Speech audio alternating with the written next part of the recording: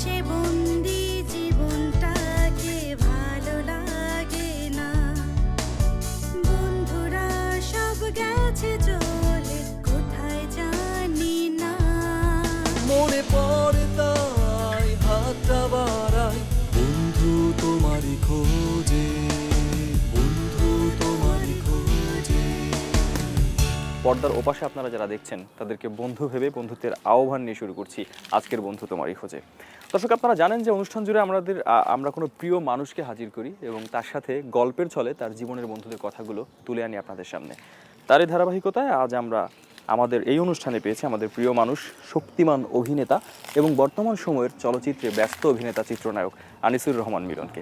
তার সাথে কথা বলবো এবং তার সাথে কথা বলে বন্ধুত্বের কথাগুলোই আপনাদের জন্য তুলে আনবো। চলুন দর্শক, আমন্ত্রণ জানাই আজকের অতিথি আনিসুর রহমান মিলনকে। ভাইয়া কেমন আছেন? ভালো আছে। এরকম এনভায়রনমেন্টে এসে কেমন লাগছে? ইন্টারেস্টিং।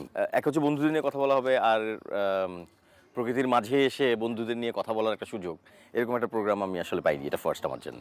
আচ্ছা ভাইয়া, আপনার কাছে কি মনে হয় বন্ধুত্ব কি মিলন? বন্ধুত্ব এক ধরনের মিলন, হ্যাঁ। আচ্ছা, তাহলে আমরা এবার একটু আপনার বন্ধুদের কথাগুলোই জানতে চাই। একদম ছোটবেলার আনিসুর রহমান মিলন কেমন ছিল?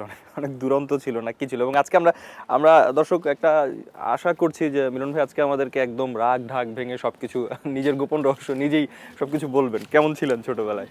না, দুরন্ত তো অবশ্যই। দুরন্ত অবশ্যই বলতে আমরা যখন ছোটকাল পার করেছি বা একেবারেই শিশুকাল পার করেছি, তখনকার সময়ের বাবা মার টেনশনটা কম ছিল। কারণ হচ্ছে যে এই পৃথিবীতে তখন আমার ধারণা অত বেশি হানাহানির বিষয়টা কম ছিল। যে এখন যে শুরু হয়েছে কিডন্যাপ করা বাচ্চাদের, অথবা বাবা মার টেনশন বাড়িয়ে দেওয়া, খেলার মাঠ নাই, কিন্তু তখন তো এই বিষয়গুলো খুবই অ্যাভেলেবল ছিল। সুতরাং মা বা বাবা বিকেলবেলা আমাদেরকে ছেড়ে দেবে মাঠে, এটাই যেন একটা বিষয়। এবং আমরা মাঠে কেন নাই, মাঠে কেন খেলছি না, সেটা নিয়ে তাদের অডিট, কেন আমার ছেলে খেলবে না কেন। সো এই বিষয়টা খুব ছিল। আমি মার্বেল খেলতাম, তখন ডাঙ্গুটি খেলতাম, সাতচারা খেলতাম। মানে গাছের ফল টল চুরি করেছেন? হ্যাঁ, আমাদের ফল চুরিরও অনেক অভিজ্ঞতা ওই সময়ে। আচ্ছা। তো যেমন আমাদের শবে বরাতের রাত আমাদের জন্য মনে হতো যে ঈদের একটা বাইরে থাকা যাবে, মা কিছু বলবে না, বাবা কিছু বলবে না। সে সময় এই রেস্ট্রিকশন তো ছিল। বাবা আমার টেনশন ছিল যে আমার ছেলেটা তো ছোট, সো ও না আবার হারিয়ে যায়, হ্যাঁ, ও না আবার কোথাও ব্যথা পায়, সেরকম একটা শঙ্কা থেকেই হয়তো বলতো। কিন্তু আমরা এত দলবদ্ধভাবে থাকতাম, 10 জন 12 জন 15 জন বন্ধু সহ থাকতাম, যে ওইটা আসলে হতো না। কারা কারা ছিল মনে পড়ে? আমাদের শিপন নামে আমার এক বন্ধু ছিল, সাগর নামে একটা বন্ধু ছিল, টিটু নামে একটা বন্ধু ছিল, মোহম ছিল, রিপন ছিল, জাহাঙ্গীর ছিল, এরকম আমাদের বন্ধু ছিল। ওই একেবারে ছোটকালের কথা বলি। তার চেয়ে একটু বড় হয়ে আমাদের ছিল জাহিদ ছিল, কামরুল ছিল, হাসান ছিল, সোহাগ ছিল। সেই বন্ধুত্বটা অনেক বড় একটা স্কেলে, অনেক সময় ধরে, যাদের এখনও আমি তাদের সঙ্গে সময় পাই, যারা আমার রিলেটেড কাজের সঙ্গে জড়িত, তাদেরকে কাছাকাছি পাই। আর অন্যরা তো অনেক বেশি প্রফেশনাল জায়গা থেকে যারা। তারপরেও আমরা চেষ্টা করি, যেমন ঈদের সময় আমি আমার পুরনো এলাকায়, আমি যেখানে থাকতাম, যেখানে বড় হয়েছি, যেখানে বেড়ে উঠেছি, সেটা ঈদের দিন সকালে আমি ওখানে যাওয়ার চেষ্টা করি। আমার বন্ধুরা আসে, ওখানে তাদের সঙ্গে অন্তত ঘন্টা 2 সবার সাথে দেখা হয়। এক্স্যাক্টলি। কিন্তু যাদেরকে কাজের খাতিরে বন্ধুদেরকে কাছে পেয়েছেন, কিন্তু যাদেরকে পাননি, তাদেরকে এই ব্যস্ততার মাঝখানেও মনে করা হয় কিনা বা কতটা মিস হয়? হ্যাঁ, এবং আমি অনেক লাকি যে তারা আমাকে সবসময় মনে করে। সবচেয়ে ইন্টারেস্টিং হচ্ছে যে দেখেন, আমাদের এই ছোটকালের এই বন্ধুত্বটা, মানে এখনো পর্যন্ত সেই 8-10 জন বন্ধুদের এই যোগাযোগটা একেবারেই লিটারেলি আছে এখনো। আমরা গল্প তো আরও করবো, একটু এরকম একটা জায়গায় এসে এক জায়গায় দাঁড়িয়ে গল্প করাটা ভালো দেখায় না। সামনে একটু যাবো, তার আগে একটু বলি যে যারা মিলন ভাইয়ের সাথে কাজ করেন বা আপনাকে খুব কাছ থেকে জেনেছেন, তারা সবাই একটা কথা আমরা জানি, আপনি খুব ফ্রেন্ডলি, সবার সাথে খুব ফ্রেন্ডলি। এটা সম্ভব কিনা বা মেনটেন করতে হয় কিনা, মানে কিভাবে? এটা বোধহয় এক ধরনের ভিতর থেকে আসে। মানে আপনার সঙ্গে যখন আমার বন্ধুত্বের জায়গাটা আমি বুঝতে পারবো যে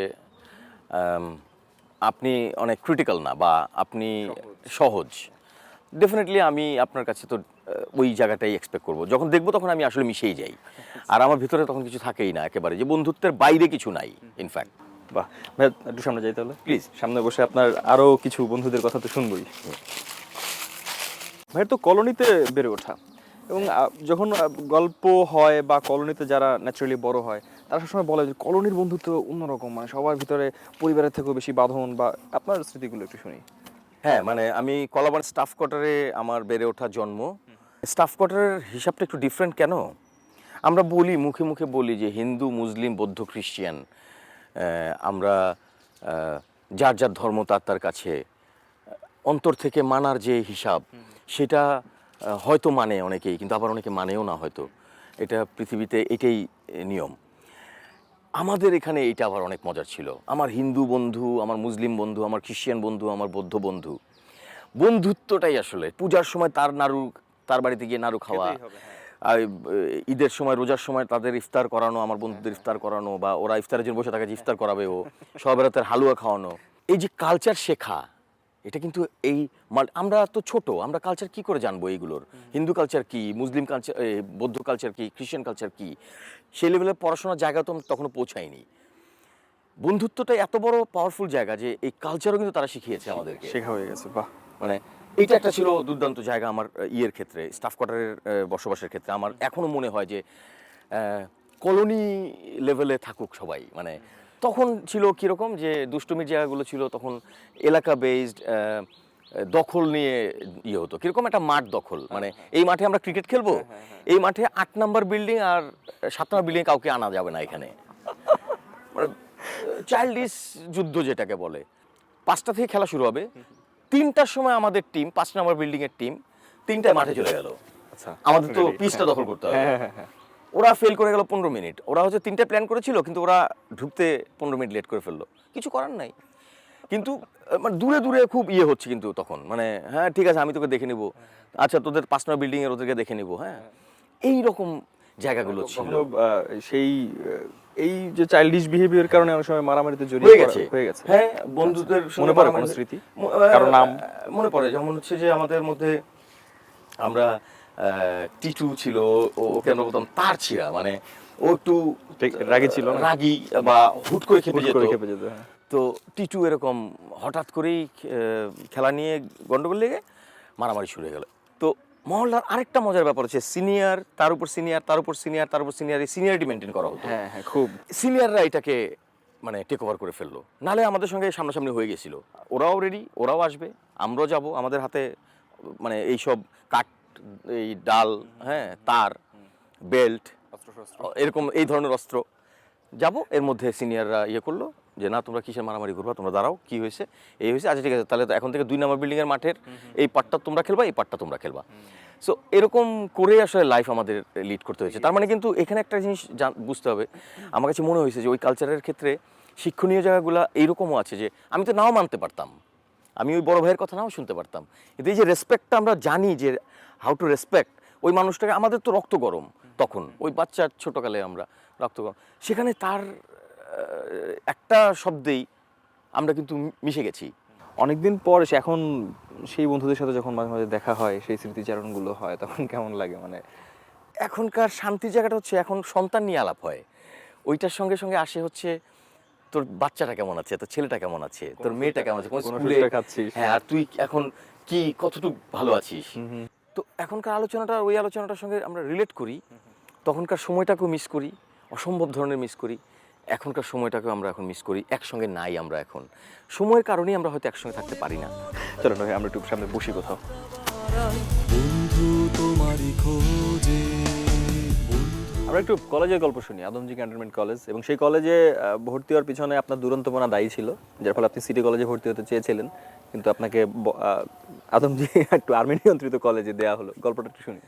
আমি আমার ম্যাট্রিকের পরে আমরা তো মানে মানে খাঁচা ভাঙা পাখি হয়ে গেলাম। তখন ছিল 3 মাস রেজাল্টের, এই 3 মাস বাবা মা কেউ কিছু বলবে না, এরকম একটা ব্যাপার ছিল তখন, যেখানে খুশি সেখানে যাও, এরকম একটা ব্যাপার ছিল।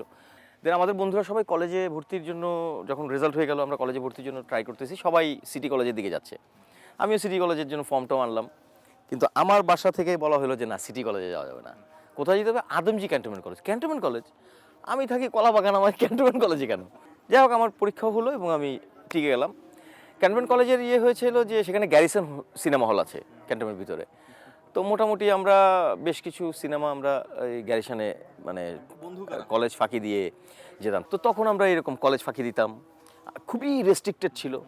অ্যাসেম্বলি হতো, অ্যাসেম্বলিতে আমাদের মেয়ে বন্ধু যারা ছিল তাদের কাউকে কাউকে কখনো কখনো ঠিক করে রাখতাম যে রোদের মধ্যে তুমি পড়ে যাওয়া, হঠাৎ করে সে পড়ে যেত, পড়ে গেলে আমাদের অ্যাসেম্বলিটা শেষ হয়ে যেত। মানে এরকম করে ফাঁকি ঝুঁকি দিয়ে 2টা বছর পার করেছি। আচ্ছা, আমি একটু প্রসঙ্গক্রমে বলে রাখি যে আদমজী ক্যান্টনমেন্ট কলেজ যেরকম শৃঙ্খলা, আর সিটি কলেজেও কিন্তু শৃঙ্খলাই আছে।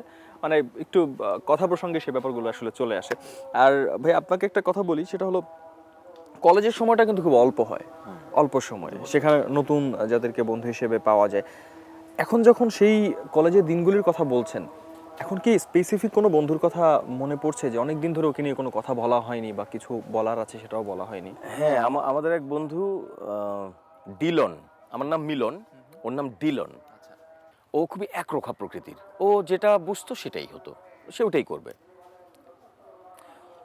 দুষ্ট বন্ধুদের মধ্যে ডিলন একটা, অনেক দুষ্টমি করতো, কিন্তু অনেক সাইলেন্স থাকতো।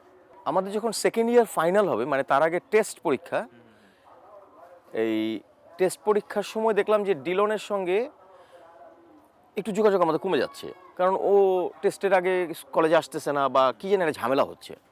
আমরা ওকে জোর করে পরীক্ষা দেওয়ালাম। রেজাল্ট যেদিন হলো, আমরা কলেজের মধ্যে আমাদের কাছে নিউজ আসলো ডিলন আত্মহত্যা করছে। আমরা ঠায় দাঁড়িয়ে থাকলাম ওখানে, আমরা কলেজে দাঁড়ানো, ঠায় দাঁড়িয়ে থাকলাম যে কেন? সে সিলিংয়ে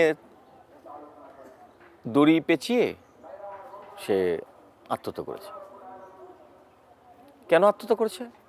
সে সেকেন্ড ডিভিশন পেয়েছে, সেই জন্য আত্মহত্যা করেনি। সে আত্মহত্যা করেছে হচ্ছে একরোখা ছেলে, সব বাবা মার একমাত্র সন্তান। তার একটা দাবি ছিল বা একটা আবদার ছিল, আমি যেদিন পাশ করব সেদিন তোমরা আমাকে একটা বাইক কিনে দেবে। বাবা মার অ্যাবিলিটি আছে দেওয়ার মতো, কিন্তু বাবা মা সে যেন চলে না যায়, সে যেন অ্যাক্সিডেন্ট না করে, এরকম জায়গা থেকে সে বাবা মা দেয়নি ওই মুহূর্তে। সেই দিনই সে আত্মহত্যা করেছে। এটা মনে পড়ে, ডিলনের এই কথাটা খুব মনে পড়ে। ডিলনের এই জায়গাটাতে আমাদের টিচাররা কেঁদেছিল সেদিন, আমার মনে আছে। আমাদের অনেক খারাপ লাগছিল তখন। সো কলেজের শেষটা এখনো ওই পেইনটা নিয়ে আছি আর কি, যে ডিলনকে পেলাম না, হ্যাঁ, ডিলনকে হারিয়ে ফেললাম, এটা মনে পড়ে আর কি। এই জায়গাটা খুব ফিল করি এখন কলেজে। চলো না, আমরা একটু সামনে বসি কোথাও। মনে পড়ে তাই হাতটা বাড়াই, বন্ধু তোমারই খোঁজে। এবার তাহলে একটু থিয়েটারের গল্প শুনি। একটা ছেলের বয়স 12 এবং সেই বয়সেই সে থিয়েটারে জড়িয়ে যায় এবং তারপর একটা দীর্ঘ জীবন, এখন চলচ্চিত্রে ব্যস্ততা। সেই সময়ের মাঝখানে তো অনেকের সাথে বন্ধুত্ব হয়। আমরা একটু আপনার এই সময়কার বন্ধু কারা ছিল, এখন কারা বন্ধু আছে, সেই কথাগুলো জানতে চাই। সেই সময়কার বন্ধুদের মধ্যে এখনো কাজ করছে অনেক বন্ধু, যারা 12 বছরের আমরা আছি। তার মধ্যে শতাব্দী ওয়াদুদ, মাসুদ মহিউদ্দিন, বাংলাদেশের নামকরা ডিরেক্টর, নাটক নির্মাণ করে। কামরুল হাসান একসময় এডিটর ছিল, কর্মক্ষেত্রে সে লন্ডন চলে গেল, আবার দেশে ফিরে আসলো। জাহাঙ্গীর নামে আমার এক বন্ধু যে অভিনয় করে এখনও, সেই বন্ধুরা এখন যার যার জায়গায় থেকে ভালো আছে। এটা দেখতে অনেক বেশি ভালো লাগে এখন। ভাইয়া, আপনি বললেন না যে ভালো আছে, আমি যদি একটু বলি যে সামাজিক প্রতিষ্ঠা অনেক বড় একটা ব্যাপার। হ্যাঁ, অনেক সময় হয় না যে আমার এই বন্ধুটি সামাজিকভাবে প্রতিষ্ঠিত বলে তার সাথে আমার যোগাযোগটা আছে। সেইভাবে সমাজে যারা নানান কারণে প্রতিষ্ঠিত হতে পারেন না কিন্তু একসময় বন্ধু ছিলেন, তাদের সাথে বন্ধুত্বটা এক ধরনের দূরত্বের জায়গায় যায় কিনা। আর পাশাপাশি এটাও একটু জানতে চাইবো যে অনেক বন্ধুরা হয়তো আরে আমার বন্ধু আনিসুর রহমান মিলন, ও কি এখন আমাকে দেখবে, চিনবে, এই ব্যাপারগুলো আপনার সাথে ঘটেছে কিনা? এটা অহরহ ঘটে, বাট আমি জাস্ট যেই মুহূর্তে আমার সঙ্গে ফোনে কথা হয় অথবা দেখা হয়, সেই মুহূর্তে আমার অ্যাটিটিউডটাই থাকে এইটা যে আমি তো ও না, আসলে ওই মিলন, এখনকার আনিসুর রহমান মিলন না আমি, সেটা থাকে। যেমন আমার একটা বন্ধু কানাডাতে অনেক ভালো পজিশনে আছে, সে দেশে এসছে, সে আমাকে খুঁজছে বারবার। আমি যেহেতু অনেক ব্যস্ত, আমার এক বন্ধুকে দিয়ে সে আমাকে ফোন করিয়ে যে আমি একটু কথা বলতে চাই। আমি যখন ফোনে কথা বলেছি, ও ভাবতেই পারিনি যে আনিসুর রহমান মিলন তার সঙ্গে সেই তুই তুকারির সেই সম্পর্কের জায়গায় রাখবো। এবং সাথে সাথে বললাম তুই আয় আমার সঙ্গে 1 কাপ রং চা খাই যা, তুই এফডিসিতে আয়, আমি এফডিসি শুটিং করতেছি, তুই আয়। বিশ্বাস করবে না, আমি তার ফেস ভুলে গেছিলাম, বিকজ অফ সে বিদেশ চলে গেছে প্রায় 20 বছর। অনেক দিন হয়ে গেছে। হ্যাঁ, দেখা হয়েছে যখন, সে খুব শেকি ফিল করছে, আমার হাত ধরতে, শেক করতে, আমার সঙ্গে হ্যাঁ হাক করতে তার খুবই কেমন যেন একটা শঙ্কা। কিন্তু ওকে 5 মিনিটের মধ্যে এমন জায়গায় নিয়ে আসলাম যে সে পুরো সেটের মধ্যে আমার বন্ধু হিসেবে বসে সে খুব শান্তি পাচ্ছে। হ্যাঁ, যে আমি যে ছবির হিরো মিলন, সেই ছবির হিরোর বন্ধু। হ্যাঁ, ও ফিলটাই পেয়ে গেল। আমি বুঝলাম তার অ্যাটিটিউড, কথাবার্তার মধ্যে বুঝলাম যে সে ফিলটা পেয়ে গেছে। সো বন্ধুত্বের জায়গাটা তো আসলে ওই জায়গার। আমরা তো একদম শেষ দিকে আছি, একটু এটাও শোনা দরকার। পরিবারের মানুষের সাথে আপনার বন্ধুত্ব আমরা ফেসবুকের কল্যাণে বা নানানভাবে জানি। সন্তান কিংবা সহধর্মিণী তাদের সাথে বন্ধুত্বটা কতখানি গুরুত্বপূর্ণ? It's very important. ওইখানে হচ্ছে চাবি আসলে। ওইখানে কোনো রকম সমস্যা যখনই থাকে তখন আপনি আর আদার্স কোনো কাজই করতে পারবেন না। সন্তান আবার সহধর্মিণী, তারা তো আসলে পার্ট অফ ইয়োর লাইফ। মা বাবা ভাই বোনের পরে আসে ওরা। আবার দেখেন, খুবই ধ্রুব সত্য হচ্ছে যখন সন্তান হয়ে যায়, যখন সন্তান হয় তখন কোথায় যেন সন্তানটাই মা হয়ে যায়, সন্তানটাই বাবা হয়ে যায়। সুতরাং বাবা মার প্রায়োরিটি সন্তানের কাছে চলে আসে আসলে তখন। সো সেখানে কোনো প্রবলেম হলে আসলে আপনার লাইফে আসলে জিরোর জায়গায় পৌঁছে যাবেন। আপনি কোথাও কোনো কাজের জায়গায় যেতে পারবেন না। আপনি সেটা মানসিকভাবে বা ফিজিক্যালি কোনোভাবেই পারবেন না। রাইট। সম্পর্কটা ম্যাজিক্যাল। ম্যাজিক বিলিভ করেন? ম্যাজিক বিলিভ করি মানে কি, আমার ভালো লাগে অনেক, মনে হয় যে ম্যাজিকটা অনেক দরকার। একটা ম্যাজিক দেখাই আমি, প্লিজ। আপনাকে আমি কিছুক্ষণ সময়ের জন্য চোখটা একটু বন্ধ রাখতে বলবো, প্লিজ। হ্যাঁ, ওকে। মানে ম্যাজিকে থাকে না, যখন আপনি চোখ খুলবেন তখন আপনার সামনে কিছু একটা আসতে পারে। আমরা একজন মানুষকে, আপনার প্রিয় একজন মানুষকে আপনার সামনে এখন হাজির করব। ওকে, ঠিক আছে? অ্যাব্রাকাডাব্রা, প্লিজ চোখ খুলুন, তাকান। কামরুল, এই তো কামরুলের কথা কিন্তু লজ্জা পাচ্ছেন একটু, কারণ স্টার বন্ধু, যদিও স্টার আমি ভাবি না, কিন্তু সে তো আসলে স্টার। আপনি বন্ধুর জায়গায় মানে একটু চমকে দেওয়া গেল, স্টারদেরকে চমকানো যায় একজন আমার জাদুটা সাধারণ কেমন ছিল? হিসেবে। I am too much happy এই কারণে যে কামরুলকে নিয়ে একটা ফ্রেমে দুজন একই মানে ক্যামেরায়, এটা আমি কখনো ভাবি নাই। কারণ হচ্ছে ও ক্যামেরার পেছনে থাকে, আমি ক্যামেরার সামনে থাকি, সো দুইজন আবার ক্যামেরার সামনে, এটা আমি ভাবি নাই কখনো। আমি ভাই, আমাদের ইচ্ছা ছিল কিন্তু আরো অনেককেই হাজির করার, কিন্তু হয় না সব সময়। কিন্তু আমাদের আদতে আমরা সবাইকে নিয়ে হাজির করেছি কামরুল ভাইয়ের মাধ্যমে। আপনার সাথে অনেক কথা বলছি। কামরুল ভাই, আপনি যেটা বললেন না যে আপনি হয়তো বন্ধুত্বের জায়গা থেকে ভাবেন না, তারপরও আমার বন্ধুটি আলহামদুলিল্লাহ এরকম সফল একজন মানুষ, তাকে মানুষ এত ভালোবাসে, সে একজন তারকা, ভাবতে কেমন লাগে? অবশ্যই ভালো লাগে, কারণ যদিও আমি আগে বলছি যে আমার বন্ধুই ভাবি সবসময়, কিন্তু এটা সত্যি যে যখন অনেকে বলে যে বন্ধু একজন স্টার, বা আমি যখন দেখি অনেকে বলে এই নাটকে ওকে দেখছি, তখন অবভিয়াসলি একটু তো প্রাউড ফিল করি আমি। আরেকটা কথা বলেন তো, বন্ধু হিসেবে তো আপনি অনেক নারীর খবর, গোপন খবর অনেক কিছুই জানেন না, সেরকম কোনো গোপন খবরের কথা বলছি না, মানে মজাদার কিছু। আমার কাছে খুব মজার লাগছে, আমি এনজয় করছি বিষয়টা, সেটা বলতে পারি। আমি একজন নির্মাতা হিসাবে কাজ করি, তো আমার সুযোগ হয়েছে ওর সাথে আমার কাজ করার। তো আমরা একটা প্রোডাকশন অলরেডি করে ফেলেছি এবং সেটা টিভিতে অন এয়ার হওয়ার পর বেশ ভালো সাড়া পেয়েছি। দুটো প্রোডাকশন করেছি। না, প্রথম প্রোডাকশনের কথা বলছি। প্রথম প্রথম প্রোডাকশন করার পর আমরা পরবর্তী প্রোডাকশনের জন্য একটা জায়গায় যাচ্ছিলাম। তো ও প্রোডাকশনটা খুব ভালো হিট হতে, ও খুব ভালো, সবাই তো চেনেই আগে থেকে। প্লাস তো আমরা একটা রাজবাড়ি নামে একটা জায়গায় গিয়েছিলাম আমার পরবর্তী প্রজেক্টের জন্য, প্রজাপতি গেল নাম ছিল সেটা আমরা জায়গায় কি করতে গিয়েছিলাম, তো ও আমাদের সাথে গেছে। তো আমরা আলোচনা করছি একটা চায়ের স্টলে, হঠাৎ করে একটা লোক এসে বললো যে ভাই আপনার ওই নাটকটা আমি দেখেছি, যে নাটকটা আমরা রিসেন্টলি শেষ করেছি আর কি। ওই ঘটনা। তারপরে আপনি খুব ভালো করে করছেন ভাই, আপনার খুব পছন্দ, আমি আপনার খুব ভালো লাগে। যেহেতু আমি পাশে বসে আছি, ওরও একটু মনে করলো যে ঠিক আছে পরিচয় করে দিই যে নাটকটা নির্মাতা যেহেতু আমার বন্ধু। তখন ও লোকটাকে বললো যে, ধরেন আপনাকে বললো যে এ হচ্ছে কামরুল, ও আসে না।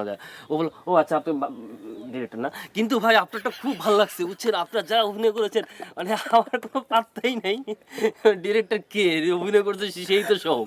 তো ওটা খুব এনজয় করছে আর কি, কোনো সমস্যা নেই। কিন্তু মানে ও স্ক্রিনে এত ভালো করছে যে লোকজন আসলে ওকে এত ভালোবাসতে মনে করছে, সেটাই তো খুব মজা পাইছি আমি। না, ওর একটা শব্দ আমার খুব মনে পড়ে, সেটা আজ থেকে প্রায় 13-14 বছর আগের শব্দ। ও বলেছিল আমাকে যে তুই কি চাস, মানে কোন পারফরমেন্সটা তুই চাস আমাকে বল, আমার হাতে কলম আছে, আমি লিখব।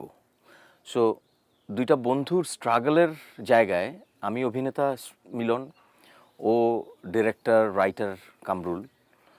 তো ওর চাওয়ার জায়গাটা ছিল এরকম যে তুই আমার আমি কলমে লিখবো, তুই আমার কাছ থেকে কী দেখতে চাস আমাকে বল। এই জায়গাটা আমার প্রায় মনে পড়ে এবং আমি অনেক জায়গায় বলেওছি, ও নিজের কানে হয়তো অনেক জায়গায় শুনেছে যে আমি এই শব্দটা বারবার রিপিট করছি, বিকজ এটা আমার কানে এখনও বাজে যে আজকের মিলন হয়েছি বা আজকে আমাকে নিয়ে এনটিভি প্রোগ্রাম করছে, আমার বন্ধুকে সারপ্রাইজ দিয়েছে আমাকে সামনে রেখে। কিন্তু এই কামরুল কিন্তু একসময় ভেবেছে যে মিলনকে যদি আমি একটা জায়গায় দেখতে চাই তাহলে ওকে আমি কী দিতে পারি। সো সেটা অনেক বড় পাওয়া আমার মনে একটু হয়। বলি, ওর সাথে আমার বোঝাপড়াটা এত ভালো হওয়ার পিছনে আসলে অনেক কারণ আছে। বিশেষত কারণ হচ্ছে আমরা কলোনিতে বড় হওয়া, এক আমরা সরকারি অফিসারের ছেলে, আমরা সেই মিডল ক্লাস ফ্যামিলির। সো ওই সব জায়গাগুলো থেকে এক ধরনের বোঝাপড়া। আমরা দুজনেই যেমন একসাথে অলমোস্ট, ও আমার আগে, কিন্তু আমরা থিয়েটার করতে ঢুকছি। মজার ব্যাপার হচ্ছে আমি থিয়েটার ঢুকতে করছি সো কল একেবারে নায়ক হওয়ার জন্য, মঞ্চতে ঢুকলে ভালো অভিনয় শিখে নায়ক হওয়া যায়। আমি এর জন্য ঢুকছি, ও ঢুকছে অভিনয় শেখার জন্য। তো আমি নায়ক হইতে পারি নাই, অভিনয় করতে পারি নাই, কিন্তু ও অভিনয়টা শিখতে পারছে এবং সেটাই সে করতে চাইছে, সে নায়ক হতে চায় নাই, এবং এই জন্য সে এখনো শিল্পী, ভালো শিল্পী। বাট একজন গুণী মানুষ অথবা একজন মেধাসম্পন্ন মানুষ, আমার চেয়ে অনেক বেশি মেধাসম্পন্ন মানুষ কিন্তু কামরুল। এটার পিছনে একটা বড় কারণ হচ্ছে ওর পড়াশোনার লেভেলটা অনেক ভালো। ও সবসময় পড়াশোনাটা নিয়ে অনেক বেশি করেছে। আমার মনে আছে যে আমি আর কামরুল এই অভিনয় করছি, থিয়েটার করছি, সব কিছুর মাঝখানে হঠাৎ করে আমাদের দুজনের মধ্যে শখ হলো, দুজনই একসঙ্গে বলো আমরা দুজন সাংবাদিক হব। আমরা দুজন সাংবাদিক হব। কেন আমরা সাংবাদিক হব? কারণ তখন বাংলাদেশে জায়জাদিন পত্রিকাটা নতুন আসছে। আমাদের দুজনের সুযোগ ছিল জায়জাদিন পত্রিকাতে সাংবাদিকতা করার। আমাদের একটা বড় চ্যানেল ছিল। আমরা দুজন বইমেলা চলে গেলাম। ও যত জার্নালিস্টের বই আছে জার্নালিজমের সেগুলো কেনা শুরু করলো, আমি যত বই আছে কেনা শুরু করলাম। এতগুলো বই কিনলাম জার্নালিজমের, মনে আছে কামরুলের 8-10 পাতার মতো পড়েছি আমি সব মিলিয়ে। বিকজ আমার ভিতরে তো এটা নাই আসলে। ওই সময় মনে হচ্ছে জার্নালিস্ট হতে হবে আর কি আমাদেরকে, কিন্তু আসলে তা না, আমি তো ওইখানে না, ওই জায়গার না। সো পড়াশোনার জায়গা থেকে ওর পড়াশোনার লেভেলটা ভালো, মেধা চর্চায় আমি হয়তো একটু ভালো। এই দুজনের কম্বিনেশনের জায়গাটা হচ্ছে এই শেয়ারিংয়ের জায়গাটা, যার জন্য হয়তো অনেক ভালো হয়। আর বন্ধুত্ব তো তখনই যখন একটা বন্ধু একজনের কাছে খুবই ওপেন হয়ে যেতে পারে, এই জায়গাটাতে আছি। কারণ ভাই আমাদের ঠিক বা মিলন ভাই আমাদের ঠিক এই জায়গা থেকে বিদায় নিতে হবে। অনুষ্ঠান শুরু করলে শেষ করতে হয়, বা আমাদের জীবন প্রক্রিয়াই এমন। কিন্তু ভীষণ ভালো লাগছিল আসলে কথা বলতে। যাদেরকে আমরা হাজির করতে পারলাম না, কোনো না কোনো দিন আবার ম্যাজিক্যালি তাদেরকে হাজির আমরা করব, বা আপনিও পেয়ে যাবেন, তাদের উদ্দেশ্যে যদি একটু কিছু বলতে চান। আমার সকল বন্ধুদের ক্ষেত্রে আমি বলতে চাই, আমি তোমাদের সেই মিলন, আমি তোদের সেই মিলন, এখন সেই আগের মিলনই আছি। যাদের আমি খুঁজে পাই না তারা যদি আমাকে খুঁজে কখনো পাও, বিকজ অফ আমাকে পাওয়াটা সহজ রেদার দেন তোমাকে খুঁজে পাওয়া, আমার সঙ্গে কমিউনিকেশন রাখো। আমি সেই বন্ধুত্বের জায়গাটাকে খুব মিস করি। কারণ ভাই আপনাকেও ধন্যবাদ। মিলন ভাই এভাবে যাব না, আপনার গলা সম্পর্কে সবার ধারণা আছে, চমৎকার গলা। বলে রাখি, আমরা প্রায় সন্ধ্যাকালীন সময় রিক্সা ভ্রমণ করতাম, ওই গল্প বলার পাশাপাশি আরো একটা অনুরোধ সবসময় থাকতো, গান। এটা আমি কেমন মিস করলাম, দুই বন্ধু মিলেই। আমি একদমই গান গাইতে পারি না, কিন্তু গান খুব। আচ্ছা, আমরা মিলন ভাইয়ের গানই শুনবো। আমি একটু বিদায় নিয়ে আসি। প্রিয় দর্শক, এবার যেতে হবে, তবে আগামী সপ্তাহে ইনশাআল্লাহ আবারও ফিরে আসবো এনটিভির পর্দা জুড়ে বন্ধু তোমারই খোঁজে নিয়ে। আর বন্ধুত্ব মানেই তো আমরা বলতেই পারি, বন্ধুত্ব মানে মিলন। বন্ধুত্ব মানে দুটি মনের মেলবন্ধন। সেই মেলবন্ধন কিংবা মিলনে ভালো থাকুন, বন্ধুদের সাথে থাকুন। আজকের মতো আল্লাহ হাফেজ। বন্ধু নিয়ে সেহেতু ওই বন্ধুটা থাকে যেন শব্দে, এরকম একটা গান ধরি। সোনা বন্ধুরে